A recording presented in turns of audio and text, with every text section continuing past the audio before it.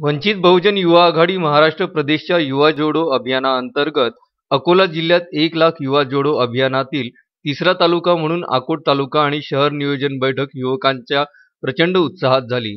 यावेळी सर्कलनिहाय युवा नोंदणीकरिता निरीक्षक नेमण्यात आले। बैठकीमध्ये अकोट तालुका निरीक्षकपदी आशिष रायबोले, संकेत तायडे, मयूर सपकाळ, स्वप्नील वाघ, बुधभूषण गावंडे, अनिकेत गावंडे, युवराज मुरकुटे, उमेश लबडे, विश्वदीप निकाडे, सचिन सरकटे, प्रफुल्ल तेलगोटे, अमन गवई, पंकज गावंडे, भूषण मोहड आणि अकोट शहर निरीक्षकपदी अक्षय तेलगोटे, अजय सी डोंगरे, आदित्य तेलगोटे, प्रतीक सरदार, रोशन धांडे, संगम तेलगोटे, विक्की तेलगोटे, रामकृष्ण मिशनच्या मिसाळ चेतन तेलगोटे, अंकित गुजर, सदानंद तेलगोटे, यश तेलगोटे यांची नियुक्ती करण्यात आली।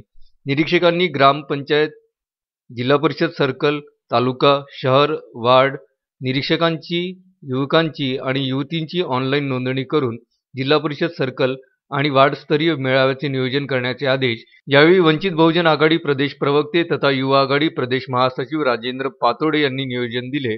बैठकीस युवकांचा प्रचंड प्रतिसाद मिळाला।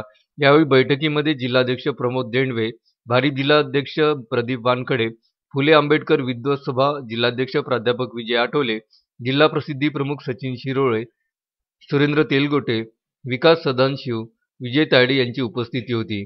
बैठकीत अकोट पंचायत समिती सभापती नितोने, शैलेश धांडे, अभिमन्यू सहभागी झाले होते। प्रास्ताविक सचिन शिराळे यांनी केले तर आभार प्राध्यापक वानखडे यांनी मानले। पूर्णा खोडके, विदर्भ न्यूज, चोहट्टा बाजार।